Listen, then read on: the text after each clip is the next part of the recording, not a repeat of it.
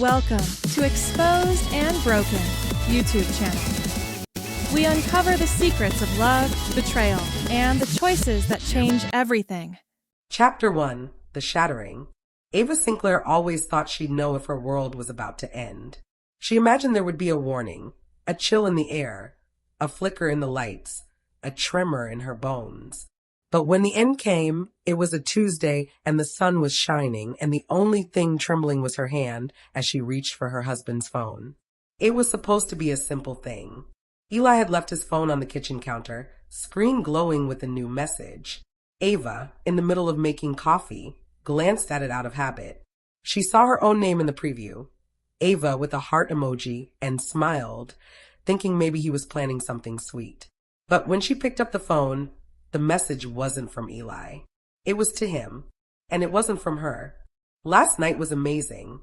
I can't stop thinking about you. When can I see you again? Ava's heart stuttered.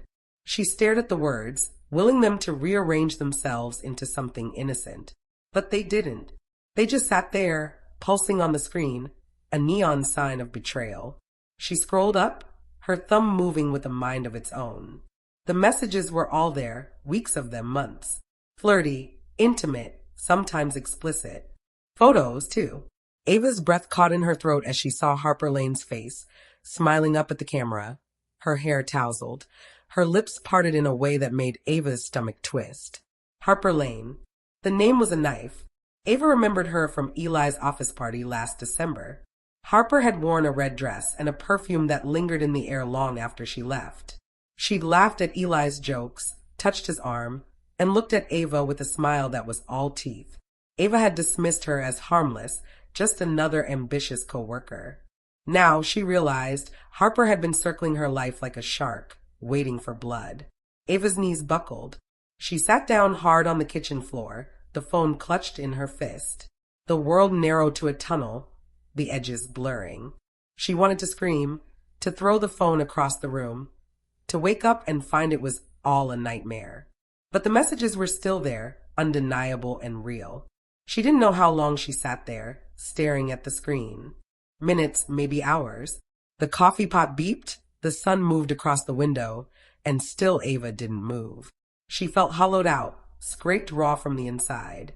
The pain was physical, a deep ache in her chest, as if her heart had been scooped out and replaced with ice. When Eli came home that evening, Ava was waiting. She didn't cry. She didn't shout. She simply handed him the phone, her eyes dry and cold. He read the messages in silence, his face draining of color. Ava, don't, she said, her voice flat. Just don't. He tried to explain, to apologize, but the words bounced off her like rain on glass. She watched him, this man she'd loved for 10 years, and felt nothing but a distant, echoing rage. He was already paying for his mistakes. She could see it in the slump of his shoulders, the tremor in his hands. But Harper?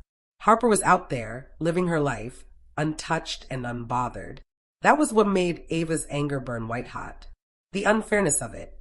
The idea that Harper could just move on, leaving Ava to pick up the pieces. No, not this time. That night, Ava lay awake, staring at the ceiling. She replayed every moment she'd ever spent with Eli, every conversation with Harper, searching for signs she'd missed. The pain was sharp, but beneath it, something colder and harder was taking root. She would not be the victim. She would not let Harper walk away unscathed. By morning, Ava had a plan. She dressed with care, choosing a navy dress that made her feel powerful. She brushed her hair until it shone, applied her makeup with a steady hand. She looked in the mirror and saw a woman transformed, not broken but sharpened. A blade. She drove to Harper's office, her hand steady on the wheel.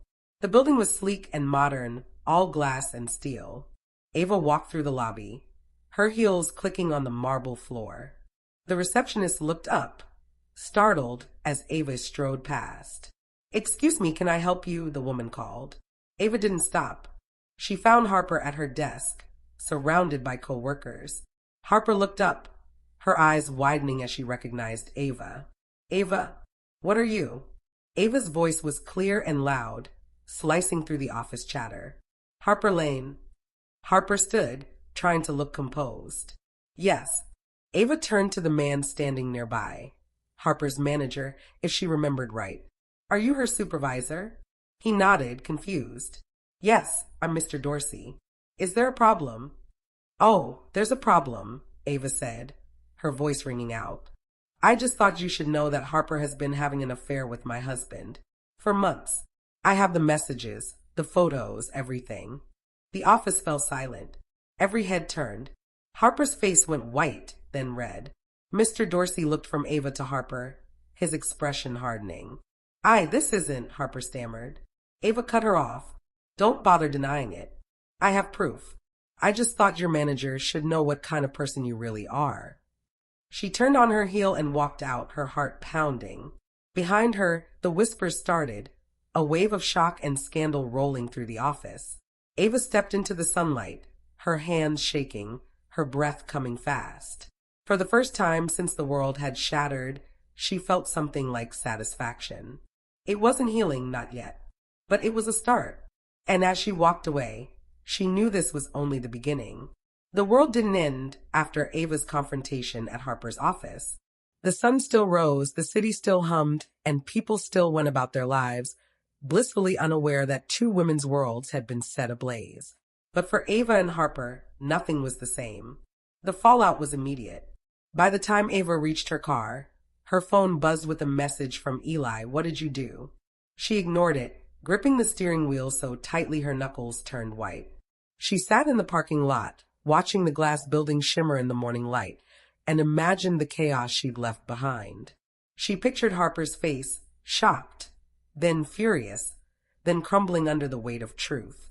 It was a small comfort, but a comfort nonetheless. Inside the office, Harper's world was unraveling. The whispers started before Ava even left the building. By noon, everyone knew.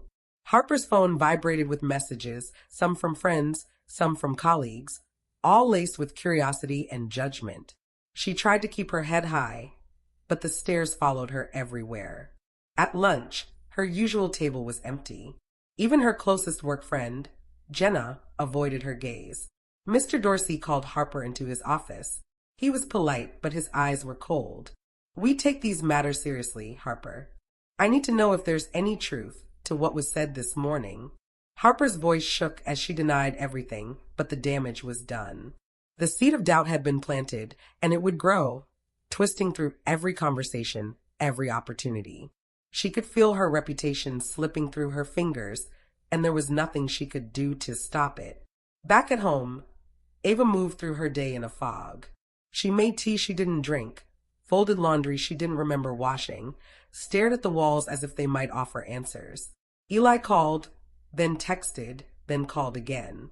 She let the phone ring, the sound echoing through the empty house. When Eli finally came home, he looked like he hadn't slept. He stood in the doorway, his eyes red, his shoulders slumped. Ava, please, can we talk? She didn't look at him. What's left to say? He crossed the room, reaching for her hand, but she pulled away. I'm sorry, he whispered. I made a mistake. A terrible mistake. But I love you. I never stopped loving you. Ava laughed, a sharp, bitter sound. You have a funny way of showing it. He flinched but pressed on. It meant nothing.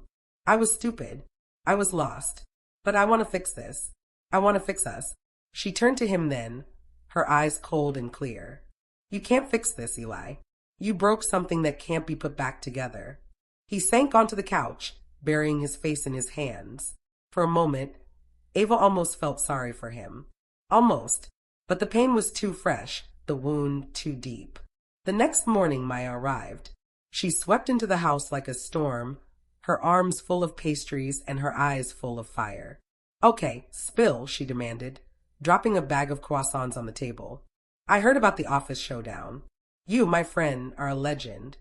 Ava managed a weak smile. I don't feel like a legend. Maya poured coffee, her bangles clinking. You don't have to. You just have to survive. And eat. Seriously, you look like you haven't slept in a week. Ava took a croissant, more to appease Maya than out of hunger. I don't know what to do. I thought confronting her would make me feel better. But now, I just feel empty. Maya sat beside her, wrapping an arm around her shoulders. That's normal. You've been through hell. But you're not alone, okay? I'm here. And I brought carbs.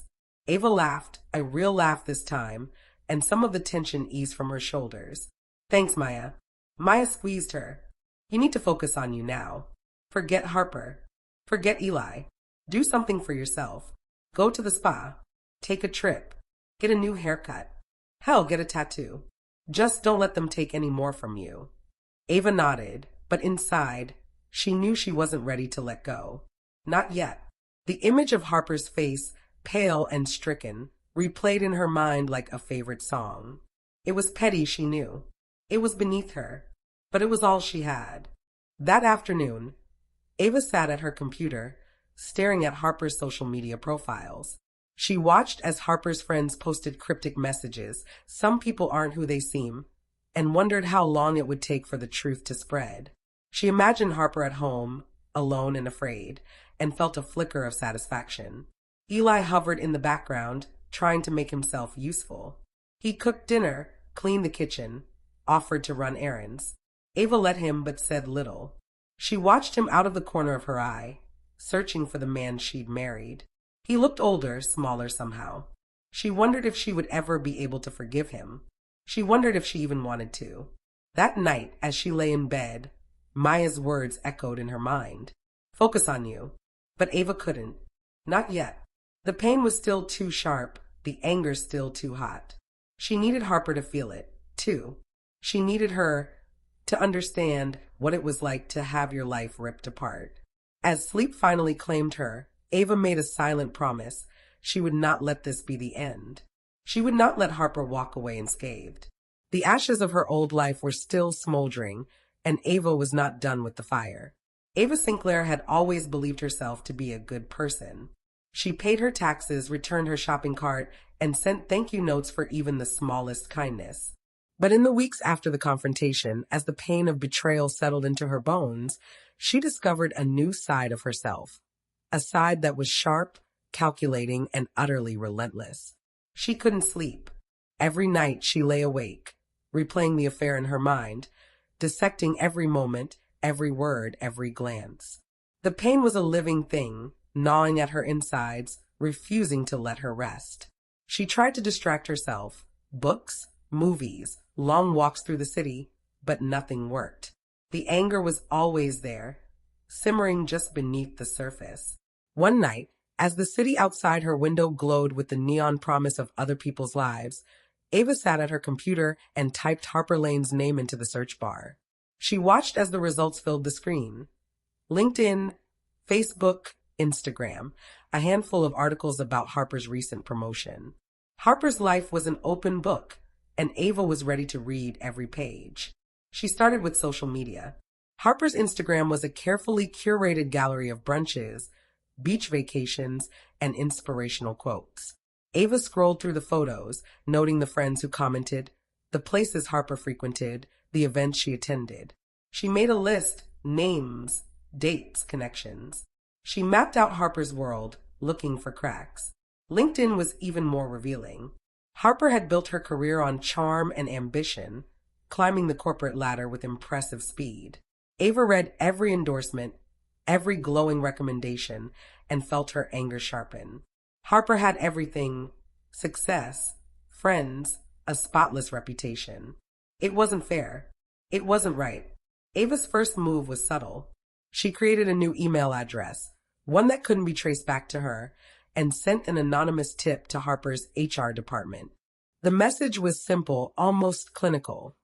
You should know that Harper Lane has been involved in an inappropriate relationship with a married coworker. I have evidence if you need it. She attached a few screenshots, just enough to raise questions, not enough to reveal her hand. Next, she turned to the internet. Ava had always been a good writer, and now she put that skill to use. She started a blog, anonymous, of course, detailing the affair in vivid, painful detail. She changed the names, but not the facts. She included screenshots, blurred just enough to protect her own identity, but clear enough to implicate Harper. She tagged the post with Harper's name, her workplace, her city. She knew how search engines worked. She knew that anyone who Googled Harper Lane would find the story. It was petty. It was vindictive. But as Ava hit publish, she felt a rush of satisfaction. For the first time since the affair, she felt in control. But the satisfaction was fleeting. As the days passed, Ava found herself checking the blog's analytics obsessively. She watched as the page views climbed, as the story spread through Harper's professional circles. She imagined Harper's panic, her desperation as she tried to contain the damage. It should have felt good. It should have felt like justice. Instead, Ava felt hollow. She tried to justify it to herself. Harper deserved this. She had destroyed Ava's marriage, shattered her life, and walked away without a second thought. This was just balance. Karma. But late at night, when the city was quiet and the only sound was the hum of her computer, Ava wondered if she was becoming the very thing she hated. Maya noticed the change. She came over one afternoon, arms full of groceries, and found Ava hunched over her laptop, eyes red from lack of sleep. "Are you still at it?" Maya asked, setting down a bag of apples. "You look like you haven't left this chair in days." Ava closed the laptop, guilt prickling at her skin. "I'm just making sure she doesn't get away with it." Maya sat beside her, concern etched in her features. "I get it, Ava. I do. But you can't let this eat you alive. You're better than her." Ava shook her head. "Am I? Because right now I don't feel better. I feel angry. All the time. And I can't stop." Maya squeezed her hand. "You're hurt. That's normal. But you have to find a way to move forward. This," she gestured to the laptop, the endless tabs open to Harper's life. "This isn't you." Ava wanted to believe her. She wanted to let go, to move on, to be the bigger person. But every time she tried, the pain pulled her back. She needed Harper to feel it, too. She needed her to understand what it was like to have your life torn apart. The campaign continued. Ava sent more tips, more messages. She watched as Harper's social media presence dwindled, as her friends unfollowed, as her professional connections grew cold. She heard through the grapevine that Harper had been passed over for a promotion, that she was considering leaving the company. Ava should have felt triumphant. Instead, she felt tired. One night, as she sat alone in the dark, Ava opened a blank document and tried to write something, anything, that wasn't about Harper. But the words wouldn't come. Her mind was a storm, her heart a battlefield. She wondered if she would ever feel whole again. She closed the laptop and stared at her reflection in the window. She barely recognized herself. The woman looking back was hard, brittle, haunted by shadows. Ava knew she couldn't keep this up forever. She knew that revenge, no matter how carefully planned, would never fill the emptiness inside her. But for now, it was all she had. And so the long con continued.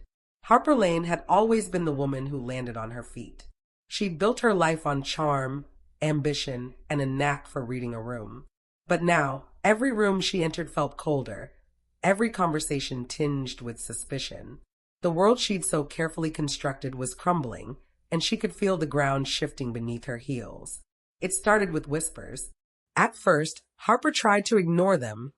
The way her co-workers' voices dropped when she walked by, the sidelong glances in the break room, the sudden silences that fell like a curtain.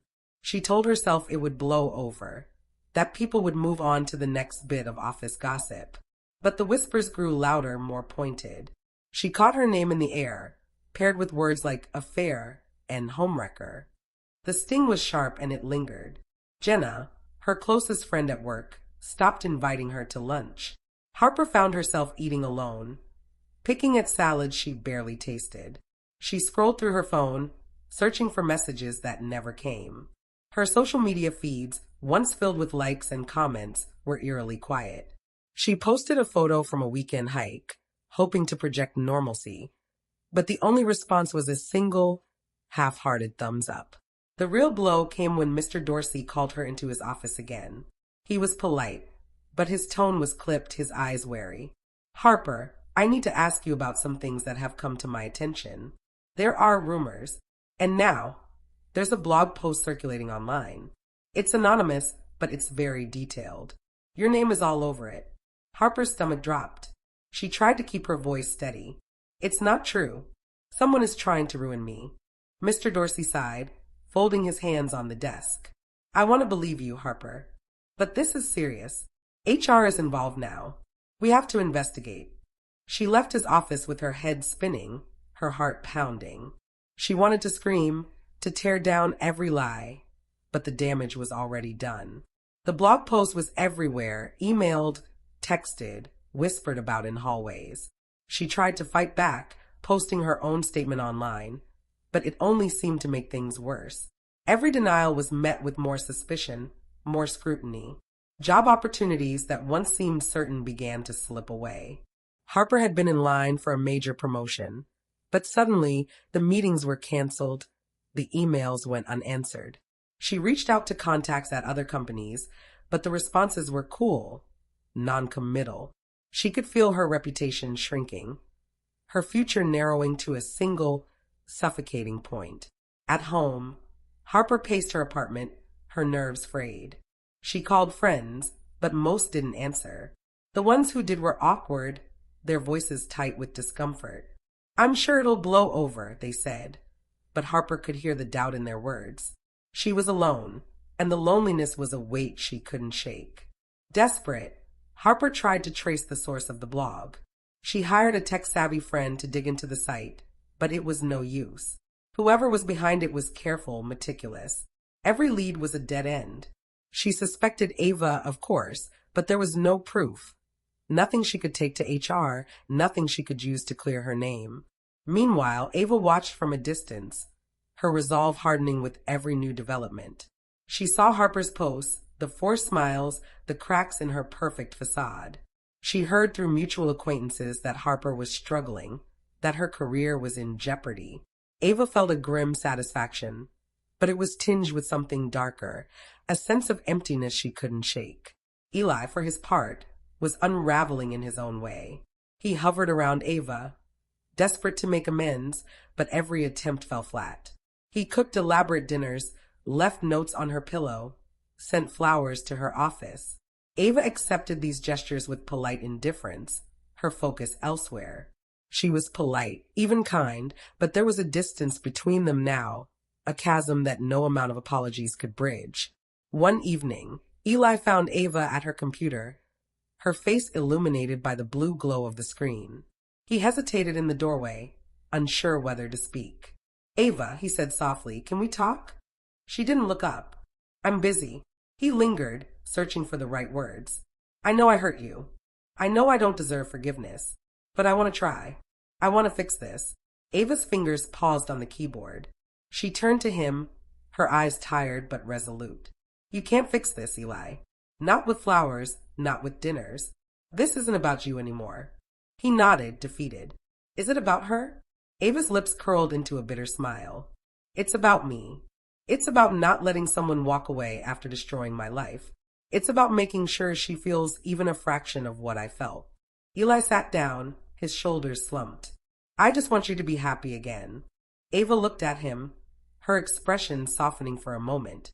So do I, but I don't know if I remember how. As the days passed, Ava's campaign continued. She was careful, always careful. She never crossed the legal line, never threatened, never harassed. She simply let the truth do its work, nudging it along when necessary. Anonymous tips, subtle reminders, a well-placed comment here and there. She watched as Harper's world shrank, as her options dwindled. But with every victory, Ava felt the cost. She was changing, becoming someone she'd barely recognized. The anger that had once fueled her was now a burden, heavy and unyielding. She wondered if she would ever be free of it. Harper, meanwhile, was learning what it meant to lose everything. She moved through her days in a haze, her confidence shattered, her future uncertain. She tried to fight back, but every move was met with silence, indifference, or worse, pity. The collateral damage was everywhere, and no one was left untouched. Chapter 5, The Chess Game. The battle lines were drawn, though neither woman would ever admit it out loud. What had started as a single explosive confrontation had evolved into a silent, high-stakes chess match. One played not with pawns and rooks, but with reputation, rumor, and the ever-watchful eyes of the internet. Harper Lane was not the type to go down quietly. After weeks of isolation and suspicion, she decided to fight back. She crafted a carefully worded post on her private social media, visible only to her closest friends and colleagues. In it, she painted herself as the victim of a malicious campaign of lies and harassment, never naming Ava, but making it clear that someone was out to destroy her. She wrote about the pain of being targeted, the unfairness of anonymous accusations, and the toll it had taken on her mental health. She ended with a plea for understanding and support, her words laced with vulnerability. The response was immediate. Friends who had drifted away reached out with messages of sympathy. A few posted supportive comments, urging Harper to stay strong and ignore the haters. For a moment, Harper felt a flicker of hope. Maybe she could turn the tide. Maybe she could reclaim her narrative. But Ava was watching. She saw the post within hours, thanks to a mutual acquaintance who sent her a screenshot. Ava read Harper's words, her lips curling into a cold smile. She recognized the strategy. Harper was trying to flip the board, to cast herself as the wronged party. It was clever, but not clever enough.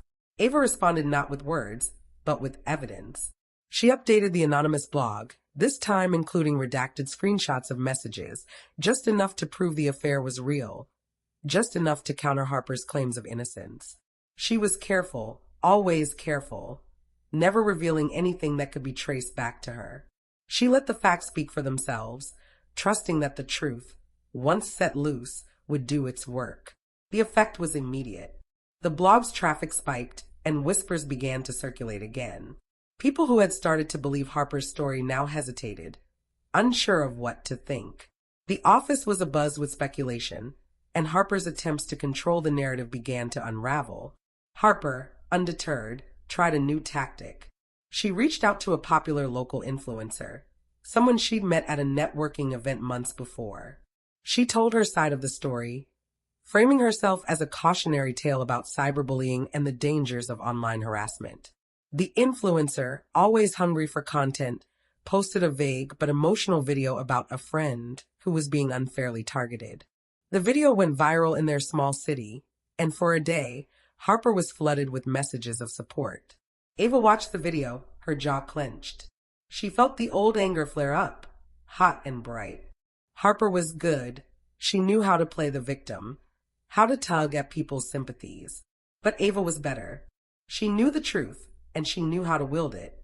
She sent another anonymous tip, this time to the influencer, attaching a few more carefully chosen screenshots. She didn't say much, just enough to plant a seed of doubt. The influencer, wary of being caught in a scandal, quietly deleted the video. Harper's brief moment of vindication vanished overnight. The tension between the two women escalated, each move met with a counter-move. Harper posted inspirational quotes about resilience and forgiveness. Ava responded with subtle reminders of the truth, dropped into the right inboxes at the right time. Harper tried to rally her friends. Ava made sure they saw the evidence. It was a dance, intricate and exhausting, and neither woman was willing to back down. As the weeks passed, the obsession grew. Ava found herself thinking about Harper constantly, her mind always spinning with new strategies, new ways to stay one step ahead. She checked the blog's analytics before she even got out of bed, watched Harper's social media for any sign of weakness. She told herself it was about justice, about making sure Harper paid for what she'd done. But deep down, she knew it was more than that. It was about control. It was about power. Harper, for her part, was unraveling. The constant scrutiny, the endless rumors, the feeling of being watched, it was all too much. She started making mistakes at work, missing deadlines, snapping at colleagues. She barely slept, haunted by the fear that another piece of evidence would surface, that another friend would turn away. She tried to fight back, but every move she made seemed to backfire. One night, Harper sat alone in her apartment, staring at her reflection in the darkened window. She barely recognized herself. The confident, ambitious woman she'd once been was gone, replaced by someone brittle and afraid.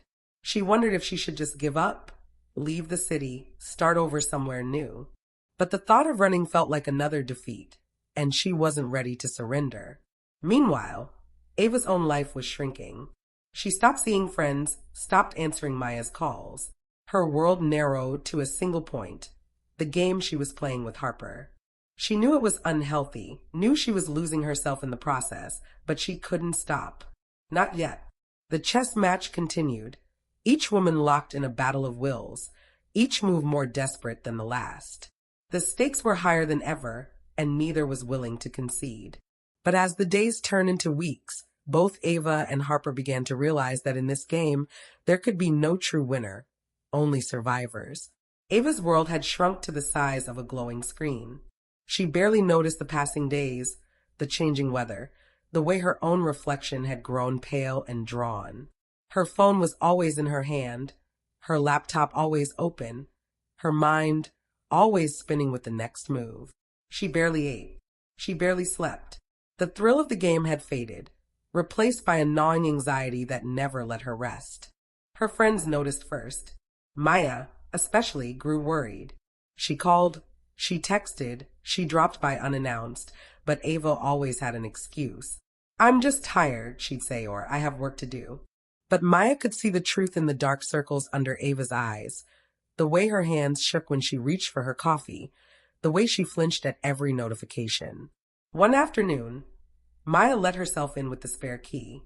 She found Ava hunched over her laptop, the curtains drawn, the room heavy with stale air and tension. Ava didn't even look up. "Ava," Maya said, her voice gentle but firm, "we need to talk." Ava's fingers paused on the keyboard. "I'm busy, Maya."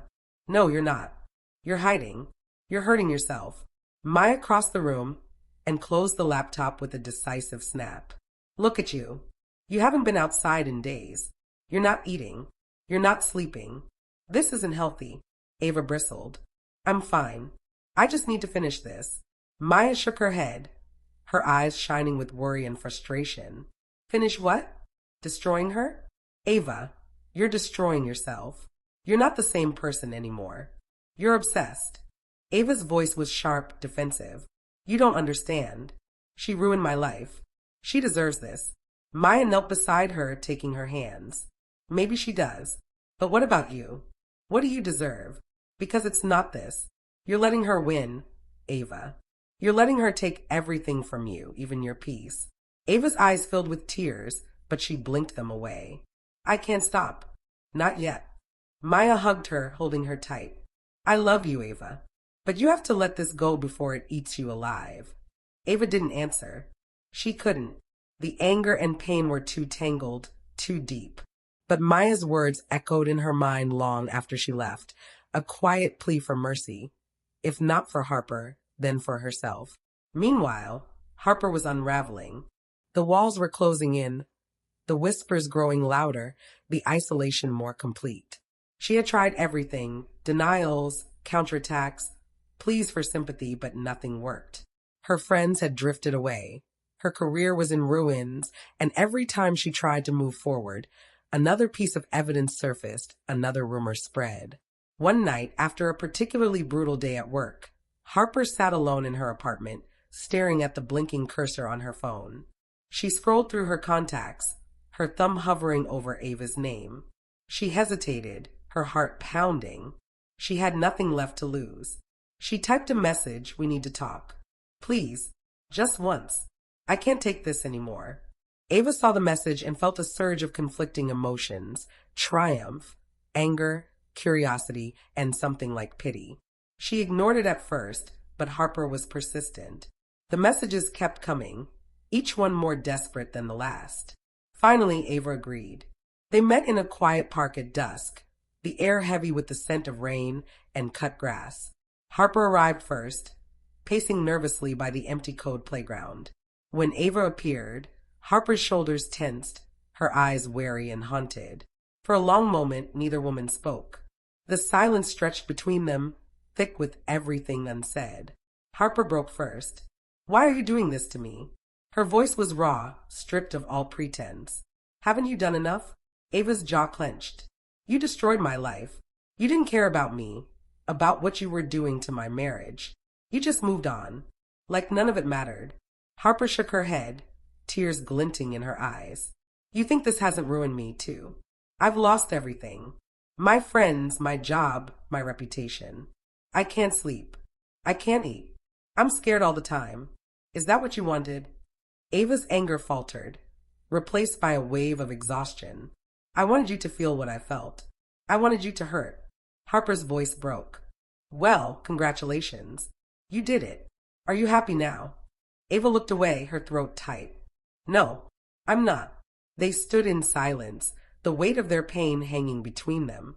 For the first time, Ava saw Harper not as a villain, but as another casualty, another person broken by the choices they'd all made. Harper wiped her eyes, her voice trembling. I'm sorry, Ava. I really am. I never meant for any of this to happen. I was stupid. I was selfish. But I'm not a monster. Ava's own tears threatened to fall. Neither am I. But I don't know how to stop.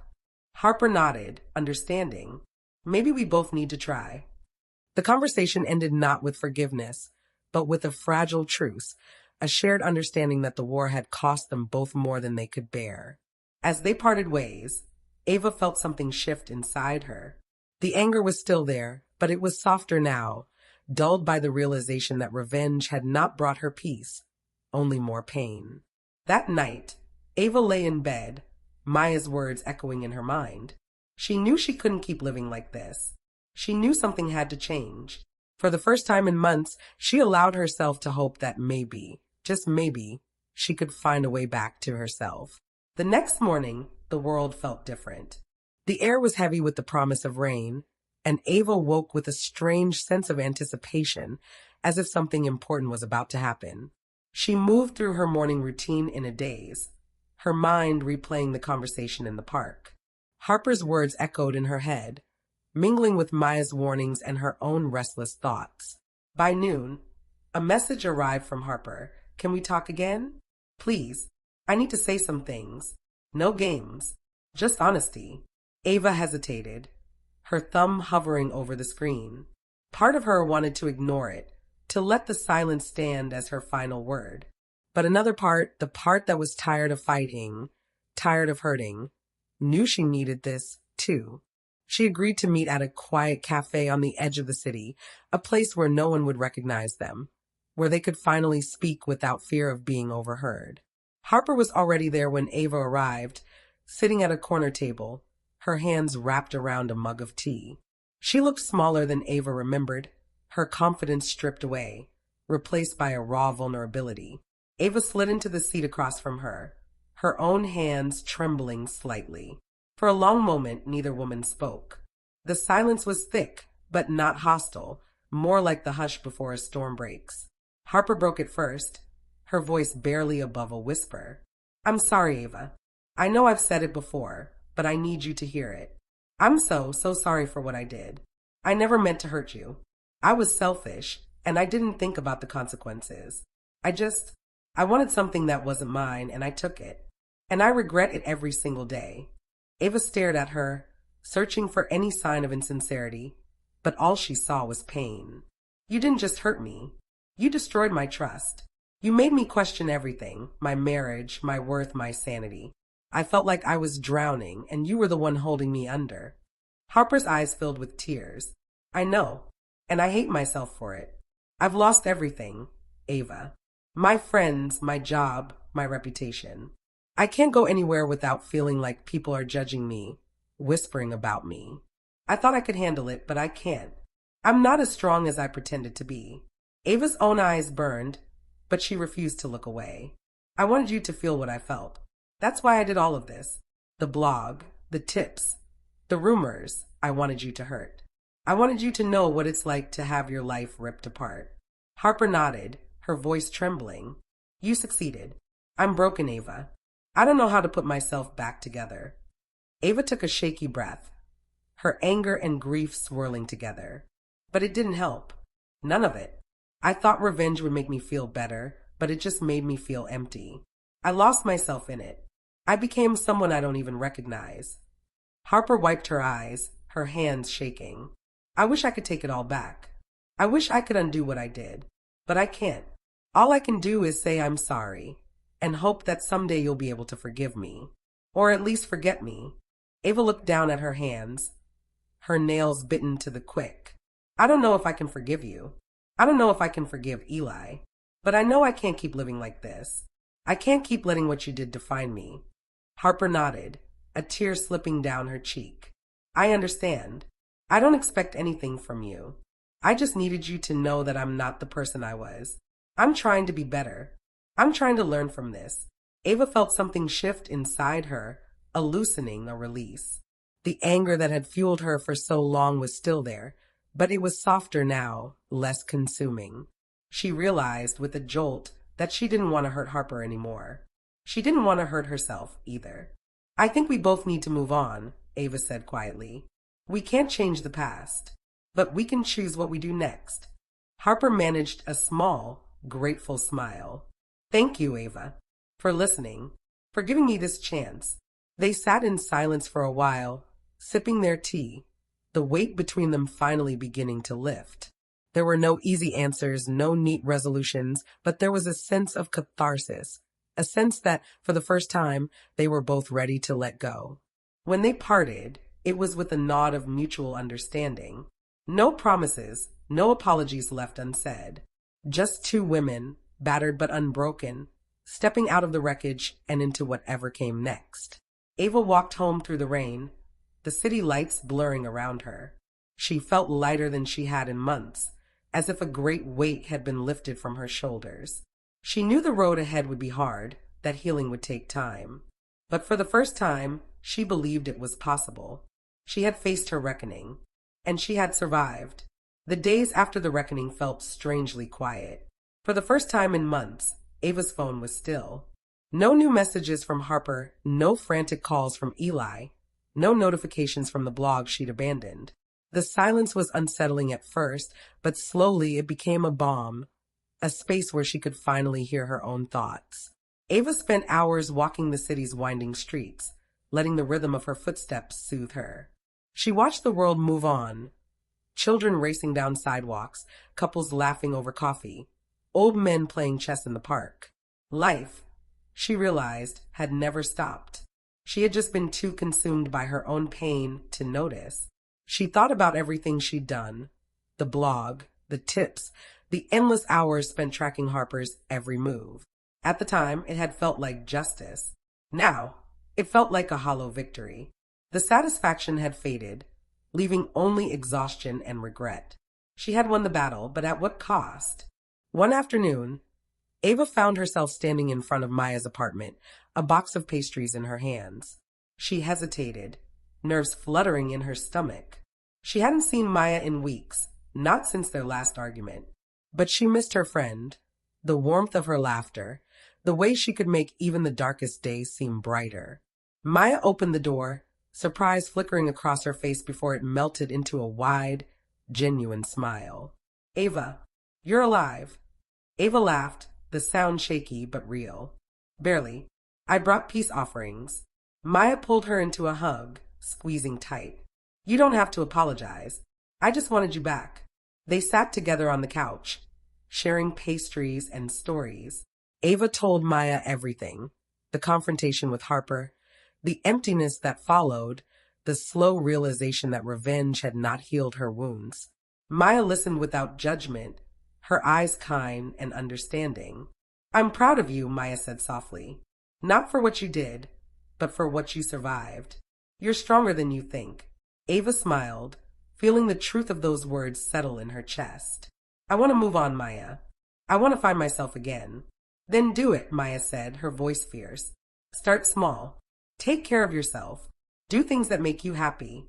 The rest will come. Ava took her advice to heart. She started with little things, morning runs in the park, cooking meals from scratch, reading novels that had nothing to do with heartbreak or betrayal. She let herself dream about the future, a future that didn't revolve around Eli or Harper, but around her own hopes and desires. Eli, meanwhile, was trying to rebuild what he had broken. He called often, sometimes just to hear her voice. He sent letters, long, heartfelt apologies filled with memories and promises. He asked for forgiveness, for another chance, for anything she was willing to give. Ava read his words with a heavy heart. She could see the change in him, the humility, the regret, the desperate hope. But she wasn't sure if it was enough. The trust between them had been shattered, and she didn't know if it could ever be rebuilt. One evening, Eli showed up at her door, flowers in hand, his eyes tired but earnest. "I know I don't deserve it," he said, "but I want to try. I want to be better for you, for us." Ava let him in, and they talked for hours. They spoke honestly, for the first time in years, about their fears, their failures, their dreams. There were tears and laughter and long silences filled with possibility. When Eli left, Ava felt lighter, but also uncertain. She didn't know what the future held, but she knew she needed time to heal, to forgive, to decide what she truly wanted. Harper, too, was beginning to rebuild. She found a new job, less prestigious but honest work. She moved to a smaller apartment, away from the memories and the whispers. She reached out to old friends, apologizing for her mistakes, asking for a second chance. Some forgave her, others didn't. But Harper kept trying, determined to become someone she could be proud of. She started therapy, facing the pain she had caused and the pain she had suffered. She learned to sit with her regrets, to accept them as part of her story, but not the whole of it. She volunteered at a local shelter, finding solace in helping others. Slowly, the pieces of her life began to fit together again, different but stronger. Ava watched from afar, her anger finally giving way to something like compassion. She didn't wish Harper happiness, exactly, but she no longer wished her misery. They were both survivors, both scarred, both moving forward in their own ways. As the weeks turned to months, Ava found herself smiling more, laughing more, living more. She took a painting class, traveled to a new city, danced in her living room just because she could. She let herself hope, let herself dream, let herself believe that she was worthy of joy. One evening, as the sun set in a blaze of gold and pink, Ava stood on her balcony, breathing in the cool air. She thought about the woman she had been, the woman consumed by pain and revenge, and felt a surge of gratitude for the woman she was becoming. Letting go wasn't easy. It wasn't quick, but it was possible. And for the first time, Ava believed she could do it. She closed her eyes, letting the past drift away on the evening breeze, and turned her face toward the future. Ava woke to sunlight streaming through her window, the golden warmth spilling across her sheets. For the first time in what felt like years, she didn't dread the day ahead. She stretched, feeling the delicious ache in her muscles from yesterday's run, and smiled at the simple pleasure of being alive, of being herself. She had made a promise to herself, no more looking back. The past was a country she no longer wished to visit. Instead, she would build something new, something beautiful from the ashes of what had been. Her first step was to reclaim her mornings. She started each day with a walk through the city, letting the rhythm of her footsteps and the hum of life around her fill the empty spaces inside. She noticed things she'd missed before. The way the bakery on the corner always smelled of cinnamon, the old man who fed pigeons in the park, the mural of wildflowers blooming on a brick wall. The world was full of small wonders, and Ava was determined to see them all. She signed up for a pottery class, her hands clumsy at first, but growing steadier with each session. She loved the feel of the clay, the way it yielded and transformed beneath her touch. It was messy, imperfect, and utterly freeing. She made bowls and mugs, some lopsided, some surprisingly graceful, and gave them to friends as gifts. Each piece was a reminder that beauty could come from brokenness. Ava also rekindled old friendships, reaching out to people she'd lost touch with during the storm of her pain. She met Maya for brunch every Sunday, their laughter echoing through the cafe as they swapped stories and dreams. She called her college roommate, who lived across the country, and they talked for hours, picking up as if no time had passed at all. She even joined a book club, where she found herself surrounded by women who were all, in their own ways, learning to start over. Trusting herself again was the hardest part. For so long, she had doubted every instinct, every decision, haunted by the fear of being hurt again. But with each new experience, each small victory, her confidence grew. She learned to listen to her own voice, to honor her needs and desires. She set boundaries, said no when she needed to, and yes when her heart leapt at the chance. Eli remained a gentle presence on the periphery of her life. They spoke occasionally, their conversations honest and kind. He was working on himself, too, seeing a therapist, volunteering at a local youth center, trying to become the man he wished he'd been. There was no bitterness between them now, only a quiet understanding that their paths had diverged. Ava wished him well, truly, but she no longer felt responsible for his happiness. Her own was enough.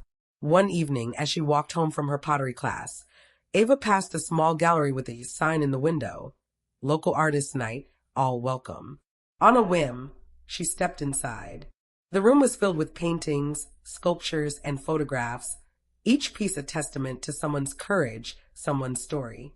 She wandered from display to display, her heart swelling with admiration for the artists who had dared to share their work with the world. A woman approached her, smiling warmly. "Are you an artist?" she asked. Ava hesitated, then nodded. "I suppose I am. I make pottery." The woman's eyes lit up. "You should bring something next month. We love new voices." Ava promised she would, and as she left the gallery, she felt a thrill of excitement.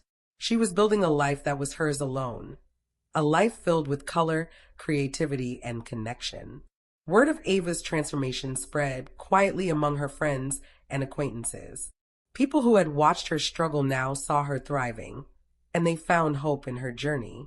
Maya, especially, was inspired. She started her own business, a small bakery that quickly became a neighborhood favorite. She credited Ava with giving her the courage to take the leap. Ava's story became a quiet legend among her circle, a reminder that it was possible to survive heartbreak, to rise from the ashes, to find joy on the other side of pain. She never spoke of Harper or the affair, never dwelled on the past. Instead, she focused on the present, on the life she was creating day by day. She traveled, too. First to the coast, where she walked along windswept beaches and let the salt air cleanse her spirit, then to the mountains, where she hiked through forests and stood in awe of the vast, wild world. Each journey was a step further from the woman she had been, and closer to the woman she was becoming. One night, as she sat on her balcony, a mug of tea warming her hands, Ava reflected on how far she had come. The pain was still there, a scar beneath the surface, but it no longer defined her. She had learned that the best revenge was not in hurting those who had hurt her, but in living well, in finding happiness, in loving herself, in embracing the endless possibilities of her own life. She closed her eyes, breathing in the cool night air, and felt a deep, abiding peace settle over her. She was free, free from the past, free from anger, free to be herself. And that, she realized, was the greatest victory of all. Years passed, as quietly and steadily as the tide. Ava Sinclair's life unfolded in ways she could never have imagined during those dark, tangled days of heartbreak and revenge. The city changed around her, new buildings rose, old haunts disappeared, and the faces in her favorite cafe shifted with the seasons. But Ava remained, a little older, a little wiser, and infinitely more at peace. She lived in a sunlit apartment now, filled with plants and art and the gentle clutter of a life well lived. Her pottery lined the shelves, bowls and mugs, vases and plates, each one a testament to the hours she'd spent shaping something beautiful from raw, unyielding clay. She had a small circle of friends who felt like family, and a calendar full of things she loved. Gallery nights, book club meetings, long walks in the park, and quiet evenings spent reading by the window. Sometimes, on rainy afternoons, Ava would find herself thinking back to the woman she had been. She remembered the pain, the anger, the desperate need for justice. She remembered the sleepless nights, the endless plotting, the way her world had shrunk to the size of a grudge. It felt like another lifetime, a story she'd read long ago. The details faded at the edges. She thought of Harper, too. Every so often, someone would mention her name, or Ava would stumble across a familiar face online. The blog post still existed, buried in the depths of the internet, a ghostly echo of a war that no longer mattered. Harper's name was still linked to the scandal, her photos still appearing in search results. But Ava no longer felt the old satisfaction or the old bitterness. It was simply a fact, a remnant of a past she had outgrown.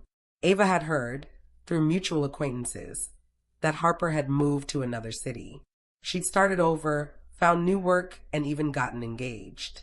Ava wished her well in a distant, detached way. She hoped Harper had found peace, or at least a measure of it. They had both paid a price for their mistakes, and both had earned the right to move on. Eli, too, had found his own path. He remarried a few years after their divorce, and they occasionally exchanged polite messages on birthdays or holidays. There was no lingering resentment, only a quiet gratitude for the years they'd shared and the lessons they'd learned. Ava was happy for him, genuinely. She had learned that forgiveness was not a gift for the other person, but a release for herself. The lessons of those years remained, woven into the fabric of Ava's life. She had learned the hard way that revenge was a hollow victory, that healing could not be forced, and that true strength came from letting go. She had learned to trust herself, to set boundaries, to choose kindness even when it was difficult. Most of all, she had learned that her worth was not defined by anyone else's actions, but by her own choices, her own resilience, her own capacity for joy. One autumn evening, as the leaves turned gold and the air grew crisp, Ava hosted a dinner for her friends. The table was crowded with laughter and stories, the food simple but delicious. Maya sat beside her, beaming with pride as she recounted the latest success of her bakery. Across the table, Ava's book club friends debated the ending of their latest read, their voices overlapping in cheerful chaos. As the night wore on and the candles burned low, Ava slipped out onto her balcony, a glass of wine in hand.